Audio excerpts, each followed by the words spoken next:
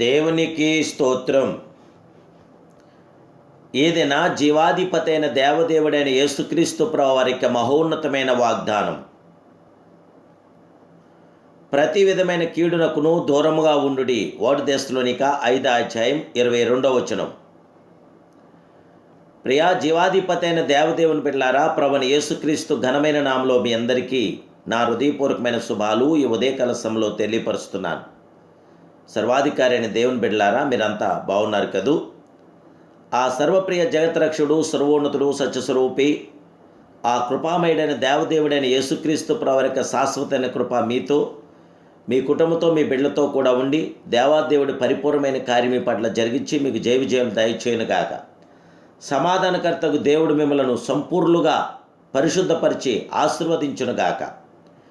దేవదేవుని బిడ్డలారా, మన ప్రియ ప్రభు అయిన దేవదేవుడు మనకి సంపూర్ణమైన మేలైన ఘనమైన కార్యం చేయగల గొప్ప దేవుడు. సమస్తమును పరీక్షించి మేలైన దాన్ని చేపట్టుడని మనకు తెలియపరుస్తున్నాడు. ప్రతి విధమైన కీడుకును దూరంగా ఉండండి.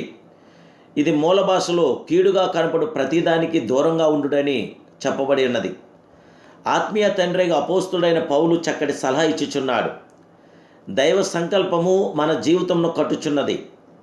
మనుషులందరినీ నమ్మలేము, అన్ని విధములైన బాధలను అంగీకరించలేము. అయితే వాటిని ప్రభు పాదముల యొద్ద ఉంచి పరీక్షించడం మేలైన దాన్ని చేపట్టుట మన కర్తవ్యం. దేవుని బిడ్డలారా, అపోస్తులుడైన యోహాను, ప్రియులారా, అనేకమైన అబద్ధ ప్రవర్తనలు లోకంలోనికి బయలు వెలుచున్నారు కనుక ప్రతి ఆత్మను నమ్మక ఆ ఆత్మలు దేవుని సంబంధమైనవో కావో పరీక్షించుడి అని హెచ్చరించున్నాడు.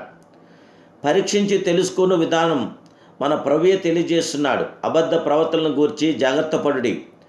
వారు గొర్రెల చర్మంలో వేసుకొని మీ వద్దకు వత్తురు, కానీ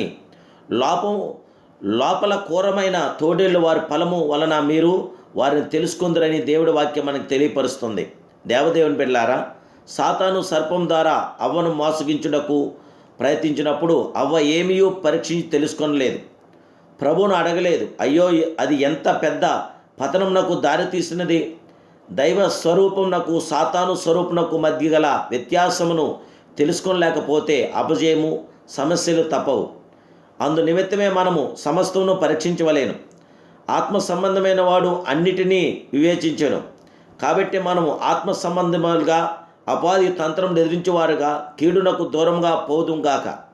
నీ శత్రువులు ఆకలిగొని ఉంటే అతనికి భోజనం పెట్టము, దప్పిగొని ఉంటే దాహమ్యము. అలాగూ చేయటం వలన అతని తల మీద నిప్పులు కుప్పగా పోయిదువని దేవుడి వాక్యం మనకు తెలియపరుస్తుంది.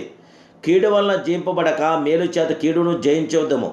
దేవుని బిడ్డలారా, దేవుడి వలన మనకు దయచేయబడిన వాటిని తెలుసుకుంటకై మనము ఆత్మను పొంది ఉన్నాం. పరిశుద్ధాత్మ దేవుని యొక్క మహాకృపతో, పరిశుద్ధాత్మ దేవదేవుడి యొక్క కృపాకిరణాలతో మనం ముందుకు సాగాలి. జీవగల దేవుని బిడ్డలారా, పెద్ద సమస్యలైనా సరే నువ్వు ప్రార్థన ప్రారంభిస్తే తల వంచి తీరాల్సిందే. ప్రార్థన నీ ఆయుధమైతే విజయం నీ బానిస అయిపోతుంది. దేవుని ప్రార్థించండి, ప్రతిఫలం పొందండి. జీవితమే శాశ్వతం కానప్పుడు జీవితంలో వచ్చే సమస్యలు మాత్రం శాశ్వతం ఎలా అవుతాయి?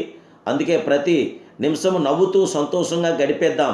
ప్రభుని మహింపరుచుకుంటూ, ప్రభుని ఘనపరుస్తూ, ప్రభుని ఆరాధిస్తూ ప్రభుతో కొనసాగుదాం. ఆ జీవాధిపతి అయిన దేవుడు, ఆ సర్వాధికారి అయిన దేవుడు ఈ ఉదయకాల సమయంలో గొప్ప దీవులతో, ఆశీర్వాదాలతో, మేలైన ఘనమైన సుందరమైన ప్రతి కార్యం మన జీవితంలో జరిగించగలడు గనక అశాశ్వత లోకంలో శాశ్వతమైన దేవుని మనసారా కొలిచి ఆయన యొక్క దీవులతో నింపబడదాం. ప్రభు కృప మీతో, మీ బిడ్డలతో, మీ కుటుంబంతో, మీ ప్రతి అవసరాలను కూడా ప్రభు తీర్చి మీకు జయ విజయాలు అనుగ్రహించి పరిశుద్ధాత్మ దేవదేవునికి సంపూర్ణమైన కార్యం మీ జీవితంలో జరుగునుగాక. ప్రార్థన. ప్రేమాస్వరూపుడివి, సర్వాధికారివి, జీవాధిపతివైన పరమ తండ్రి, ఈ ఉదయకాల సమయంలో నీ కుమారుడైన యేసుక్రీస్తు మహిమ కలిగిన నామలో నీ దీనదాసుని వైపు తిరిగి ప్రార్థిస్తున్నాను. దేవా, మా శ్రోతలందరినీ జ్ఞాపం చేసుకోండి. బిడ్డలందరి పట్ల మీ కృప, మీ కాపుదల, మీ కనికర, మీ ఆదరణ దయచేయండి. బిడ్డల్లో ఉన్నటువంటి ప్రతి అశాంతిని తొలగించండి. బిడ్డలో ఉన్న ప్రతి అనారోగ్య బెడదను తీసివేయండి. బిడ్డలో ఉన్న ఆర్థిక స్థితి నుంచి లేవనెత్తండి. బిడ్డలకు సంపూర్ణమైన కార్యమని దయచేసి మీ మేలుతో నింపి బలపరిచి ఉజ్జింపచేయమని, ఈ దినచర్యంతో బిడ్డలను ఆశీర్వాదకరంగా దీవెనకరంగా నడిపించమని, బిడ్డలందరినీ ఆశీర్వదించి దీవించి వర్ధలు చేయమని యేసుక్రీస్తు ఘనమైన నామములో ఈ ప్రార్థన మీకు సమర్పించుకుంటున్నాను పరమ తండ్రి. ఆమేన్, ఆమేన్, ఆమేన్. దేవాదేవుని యొక్క మహాకృప మీతో నిత్యం నిరంతరం ఉండుగాక.